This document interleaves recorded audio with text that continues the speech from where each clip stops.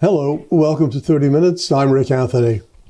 Today's topic is autism and other learning disabilities and what one woman is doing through storytelling to help children and adults cope with the mental and emotional aberrations they have to live with.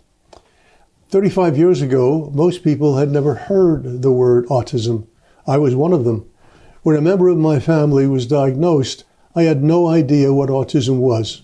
Its symptoms were often misdiagnosed, and children with some form of learning disability were automatically de facto written off as uneducable. The 1988 movie Rain Man with Dustin Hoffman and a very young Tom Cruise pushed autism to the forefront of the public consciousness, at least for a while. Healthcare professionals and educators began to understand that children with autism often have special gifts that can and should be cultivated. That although there is no cure for autism, many children with autism can grow up to become self-sufficient, contributing adults. My guest today, Nancy Braitman, is a special educator and children's book author whose mission is to delight and pique the interest of all children, including children with special needs, like children with autism. As a teacher and mother of a child with autism, Nancy can explain to you about the autism spectrum disorder. Again, a phrase I'd never heard before. Welcome, Nancy, to Thank you very much, Rick. 30 Minutes. As I had told you when we first talked, autism is not new to me. I have a grandson who has autism. It's interesting. I used to say an autistic child, and I was corrected by a specialist in autism. It is not an autistic child or adult. It's a child or adult with autism. Correct. And what's the reason for that difference? There's just a stigma when you say an autistic child. It's a label that's just unnecessary. Is autism a disease? It's a condition. It is a condition, and it's a neurological and developmental disorder. And as you mentioned, it affects a number of children, and the rates are skyrocketing. Yes.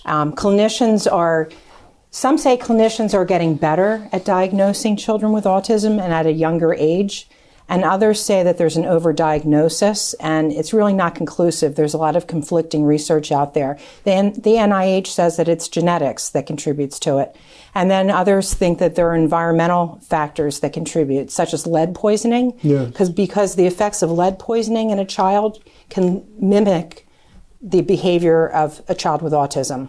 So there's really no conclusive information. No, that's maddening. That with all the research, all the brains, all the money, that they still don't know what causes it. Remember, for the longest time, it was vaccination. And I think that was debunked after some time, after some additional research. But whatever the reason or reasons, the stats are staggering. 1 out of 35 children in 2023, up from 1 in 69 in 2013.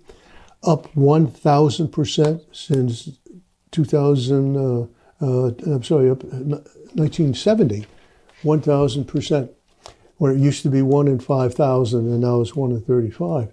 That's frightening. The etiology is just unclear. No one can get to the bottom of it.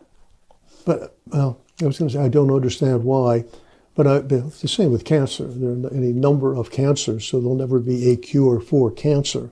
Correct. And every person that I know of, and you are more of an expert than I, every person who has autism is somewhat different. It's manifested in different ways. Absolutely. It's a spectrum disorder. You write books. You write children's books. Correct. Did you start writing children's books for children with special needs? I think that children do process differently, and the book seems to satisfy a requirement for both in that there's common ground. The book has rhyming text, which is very good for phonemic awareness. The illustrations are very vibrant and fun, so it's engaging for any type of a child. And there's new vocabulary, so that helps with literacy development. So essentially, I wrote the book for anyone. It doesn't matter if they, with or without a disability. So you did not intentionally write the book with children who have disabilities in mind? Correct. It's a universal book. It's global. Certainly children with disabilities process quite differently. Correct. And there's such a variation of processing. For instance, I have a friend who has a 28-year-old daughter who loves the book. She has autism. Oh. And she rereads it routinely. Oh. So it's the sing-songy Yeah. aspect of it that really speaks to her and resonates. And then there are others that are older or even the same age that maybe are into Harry Potter and much higher level reading. And then there are those that are much lower that can't even read and are read to and enjoy the book from that regard. But even if they can't read, did they enjoy the images, illustrations? Yes, absolutely. And yes. make up their own stories? We would think so. Yeah, Yes. yeah. What is the autism spectrum disorder? ASD. Yes, it's a neurological and developmental disorder. And there are 5 aspects to it. There's Asperger's, there's Rett syndrome, there's Kanner syndrome, childhood disintegrative disorder, as well as PDD, which is pervasive development disorder not otherwise specified. My son was actually diagnosed initially with PDD-NOS, and then we asked them to change it to autism because no one seemed to know what we were talking about with PDD-NOS. Yeah. So it kind of helped in terms of getting services and support. You've given me a definition that I'd never heard before. What I mean is I thought the spectrum meant that there were different degrees, not types, but different degrees of autism and functionality on the spectrum. There's both. Oh, okay. That's even more confusing. Right. Yeah. And the other point is that autism or learning disabilities generally are so often misdiagnosed. And as a result, the course of treatment is wrong. It's not the right course of treatment. My family member, when we learned he had autism, the reflexive reaction of the professionals was he has to be institutionalized. Why? Well, my daughter said, why? Let's find out what he can do first. And she refused to do what the experts said. He was mainstreamed through elementary school, high school, and then went to college. We were That's fortunate. amazing. We were fortunate. They really undervalued what his potential could be. And as I said, they don't recognize that these children have gifts. God gives them compensating gifts. Maybe something small, but in our case, he loves to read. He loves languages. He's not so good at math as some other Asperger's are. And he loves to act and sing. So he can do has all his those skills. things, Yes. but he will always have autism. He'll always lack some of the social skills and be uncomfortable in social skills. In addition to not being able to have high expectations, I also found that the medical profession at that time anyway didn't have much information for us. They pretty much set us out to the wolves. Yeah. And that's why I ended up getting so involved with support groups. Tell me more about that. What do you do? For whom do you do it? What is your advocacy strategy? Initially, I was just an attendee. I would go to the Autism Society of America Philadelphia chapter in Lansdale and go to the meetings. And then I realized that there were a number of people in my town and my town nearby that had that need for support. So I co-chaired a support group with a friend of mine, and it was at our local library. We met monthly. Parents came, we supported one another, talked about challenges, talked about issues, resolutions, and then also we had speakers as well, financial planning, different resources, different therapies. And so it was of value to the parents. Then I helped with music therapy.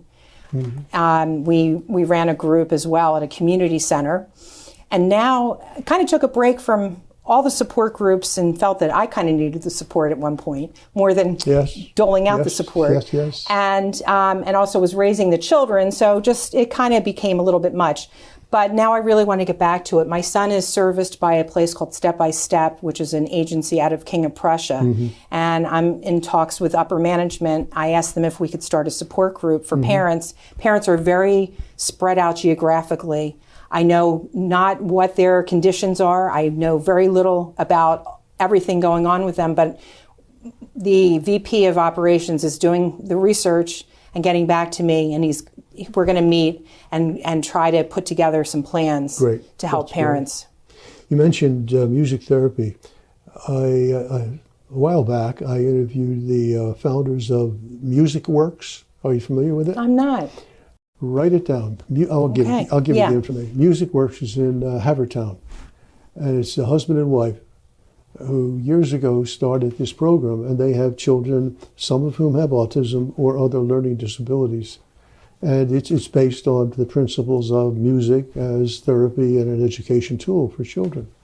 They do wonderful work, and they're so dedicated. I interviewed her, this goes back a few years, but I still get their emails, so they're still up and running. You're giving me an idea. I would love to put that on my website. I have a neurodiversity and autism tab on my funwithmilo.com website, and I would love to put that up there. I would like to maybe speak with them first and get an idea if they're happy, I'm sure they'd if be they're happy okay to with talk that. to you. The neuro what? Neurodiversity. What's that? Well, different ways that different people process information and receive the information and process it. Is that a new term? I've never heard it before. It is a fairly new term. It's a positive way of looking at the differences and challenges that people face. Instead of disability, we call it neurodiversity. Ah. And we need to respect the way that people learn differently. Some are very much visual learners. Yeah. Some are auditory learners. So it varies. Even within the general population, it varies. But especially, I think, with those with autism. Your book is centered around a dog. Your Yes, dog, Milo. yes, my precious dog. What kind of dog is that? He's a mini Bernedoodle, and it's part Bernese Mountain Dog and part Poodle. Okay. Yeah. And how did that come about? Is this your first book? This is my first book. Yeah. Milo Loves the Park. As a child, I loved to read, and I loved to write in a journal. And I remember doing skits with my sisters for the neighborhood. And so we always would write things and then perform. And then my sixth grade teacher gave me kudos for an environmental concerns that I had in a paper that I wrote. And that was really inspiring to me because I really valued her opinion. She was very strong-willed and very dramatic, and this was very encouraging of me. And then when I started working at the library at the Ludington Library in Bryn Mawr, I noticed how much children just devoured the books and how they seemed to gravitate towards the rhyming and the vibrant colors. And that just, the wheel started to spin. And I said to myself, I've got to put something together. And initially it was everyone likes to walk. And then I said, no, not everyone can walk. No. Everyone likes the park. And I said, yeah, that's a little impersonal. Everyone loves dogs, and my dog can be the central character in my books. So I'm putting together a Milo Love series. This is my first book. My second book is Milo Loves the Seashore, which is coming out in March. And my third book is Milo Loves His First Day at School in August for back to school. So I'm really entranced by him, and he's just so, unconditional love. I think everyone loves their dog. Is this self-published? It is, through Amazon. Yes. Do you hope to find a publisher? I am working on that now. It's very difficult to break into the market. Oh, it sure is. And, there's a lot, bigger of a world than Montgomery County, Pennsylvania. So, and I haven't even tapped into much of Montgomery County, Pennsylvania even. So I'm really interested in working with a publisher, but I want to focus on one that really takes marketing to the extreme. Yes. So your current distribution is to get it into libraries? Correct. And classrooms? Well, I go to preschools and I go to libraries. And just offer it to them? I do. I give them a copy, and they put it in their stacks, which is very, very nice. And, in terms of getting into an elementary school, I have a book that's coming out about bullying. And really, I like to call it kindness and tolerance, because I think that's a much more positive thing to say. And it's about Milo and a school that he's in called Rainbow Elementary with cats and dogs. And he experiences various degrees of bullying himself or sees others that have bullying and that experience bullying. And he goes to their assistance, and they themselves sometimes come up with their own strategies. So it's sort of a combination of different characters for different kinds of situations. Autism is included as one of the harassments. So is that one in the series, or is it a tangent? It's called Milo Loves Being Kind, but it's for older children. It's for 6 to 10-year-olds. And so my hope is to get into the school libraries and then to eventually do assemblies and ultimately to do curriculum. What sparked your interest in bullying? it's just so prevalent in I know. society. And it's scary. And guns and everything else that once was, a bullying situation that leads to death. Are you associated with any of the many organizations now that fight against bullying? Well, I'm in talks with LGBTQ organizations, one in Madison, Wisconsin, G-Safe. No, there's a local one that was started maybe 10 years ago. I interviewed him, I don't know how long ago, but he started an organization based on the experience of his children, anti-bullying. It's called something bullying. I'll dig it up if you're interested. Please, that would be great. Yeah, I'm sure he'd love to talk with you. Yeah, I do have an LPC, a licensed professional counselor that treats children who are experiencing homophobic situations. And so she's working with me on the book, and then the LGBTQ organization that I mentioned previously. So I want to make sure that I'm getting it right. I want to make sure that I'm doing justice to the subject. What were you doing before all this? Well, way back when I was in sales, which is completely different than what we're talking about here. No, it isn't. You're still selling. I'm selling something that I'm really passionate about. Yeah. I was in software sales. I was selling to Fortune 500 companies in Eastern Pennsylvania. And that was back in the 90s, I think it was, yeah. And then when Gregory got diagnosed with autism, I got very inspired because I saw how people helped him. And I wanted to do something to give back to people. So I went back to school for special ed, went to Chestnut Hill College, got my master's degree. And then I became a special educator in the Philadelphia School District.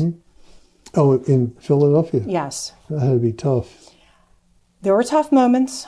Yeah, I had, my first school was an autistic support placement that I was responsible for that classroom. And they were angels. They were really easy to get along with, and they weren't confrontational or anything like that. It was a tough part of the city.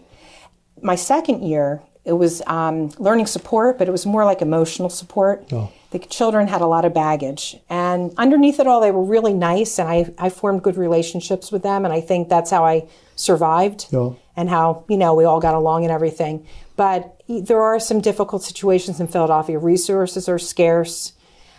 Support isn't always there. Yeah.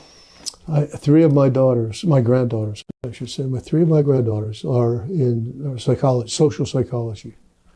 And the stories they have about the children who have emotional needs, coming out of dysfunctional families, and therefore not performing very well in school, are just heartbreaking. Yeah, education's kind of the lowest priority for them. Getting a meal every day is the high priority. So it is very sad. Underserved population. Okay, so you did that, you succeeded. You're doing this and you're succeeding. What's the next level? You want to see Milo up on the big screen or television? Well, that would be a dream come true. Yeah. That would be wonderful. I have to find the right people. If you know anybody, let me know. Well, I would think Autism Speaks or any of the other large organizations would be interested in sponsoring it. I would think the bullying book in particular would be of interest to them. And I also actually am publishing an autism resources book, neurodiversity and autism resources book for adults. You're busy. Yeah. But that one is long term. That's probably not for another year or two. I'm gathering the information now. I just met with my son's speech therapist today and gathered a lot of information. Is that because your experience and that of others is that there is a lack of resources? People don't know what's out there, how to access it. Well, let's say that hasn't changed. Exactly. And I thought I was pretty experienced at knowing what was out there. And you just told me of two organizations that I'd never heard of that I can now add to the website and to my book. So, and it's dynamic. It's going to be an ebook as well. So things will change. And especially going to my website, I can update things there as well. So, and I just feel like I got a lot of support in the early years and beyond. And now it's time to give back to people. You told me that you received accolades for something you wrote when you were in sixth grade, yes. But where did you learn to write? You have no formal training in writing, I assume.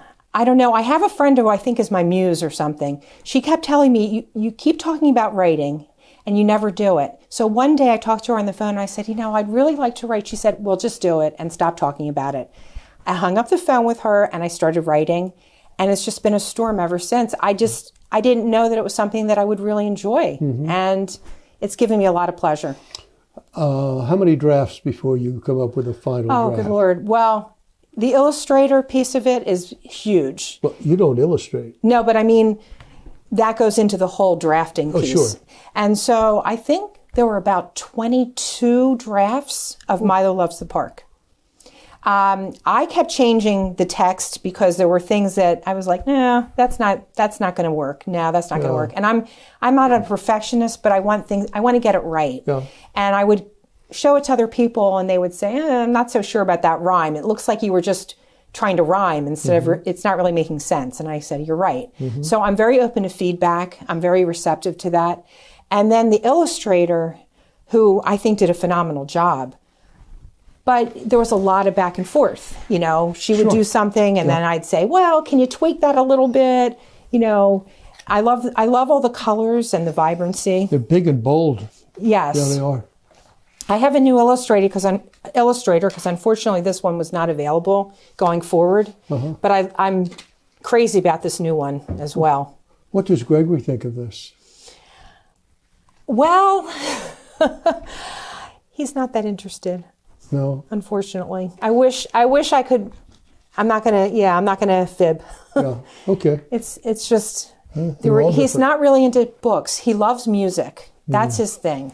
He loves listening to music, and he's just really. They give him instruments. Like we have music therapists come to his house, and he really gets a charge out of that. And he loves rock and roll. And they tell me at the place that he loves rap, but that's probably because they play rap. But I hope not. I don't know. Hopefully it's appropriate rap. But yeah. He likes rock and roll? He seems to. He like rocks back and forth. Yeah. And he just looks like he's enjoying himself, smiles a lot. You are now an author. You are now a resource for people who need help and information. You're a mother with a special needs child, and that's a special challenge. Help me with this. I believe, we believe, my family and I, that my grandson who has autism is a gift. His parents believe he was a gift. I know other people who have children with disabilities of one type or another, and they all feel they are gifts. There's one man in particular, his son is a little bit deformed, is barely educable, but is outgoing and loves to deal with people and so on. He says, Rick, he's a gift. Can you understand that? I really can, because I think my empathy level has gone up since I've had Gregory. I really think that also my daughter, who's a speech therapist, and so I think she's grown from that as well. Sure. So I think he's like a light in our life, and he lights up the room when he walks in. Really? Yeah, he's very sweet. I'll say, give me a kiss, and he gives me his forehead, and then I give him a kiss on the forehead. So he's a dear, and yeah, I can't imagine my life without him. That's wonderful. Thank you. Yeah, and it sounds like your grandson is a treasure to you as well. Oh, he is. He is. We bought, my wife and I bought a statue in an antique shop. We've never been able to figure out who it was. We thought it was a pope of some kind.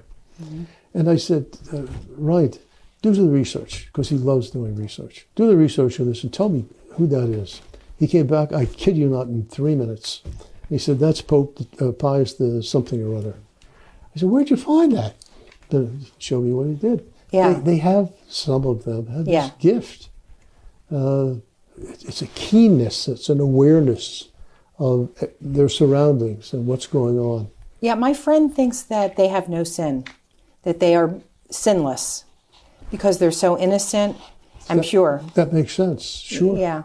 That makes sense. My friend is very, very religious, and I think her faith gets her through a lot. Sure, as yours must. Yes. Yeah.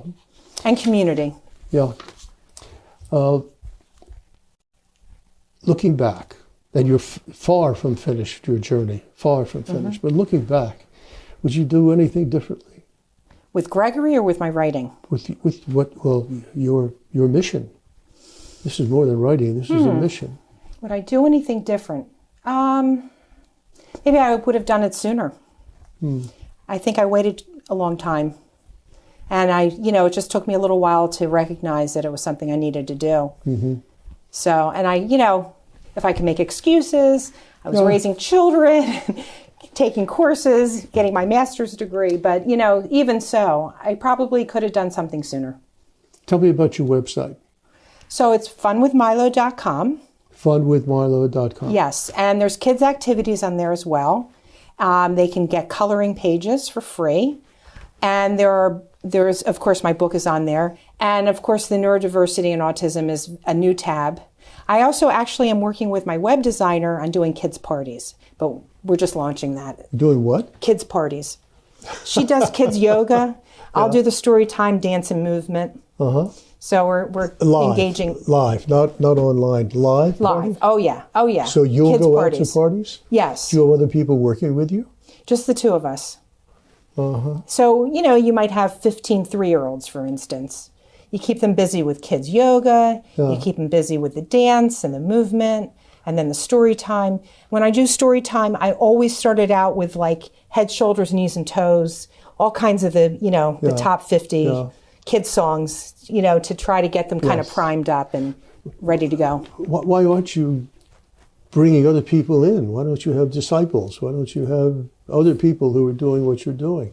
You mean the parties? Kids' parties and so on. Well, we're just launching it. We haven't even done one party yet. So I assume your husband is long suffering.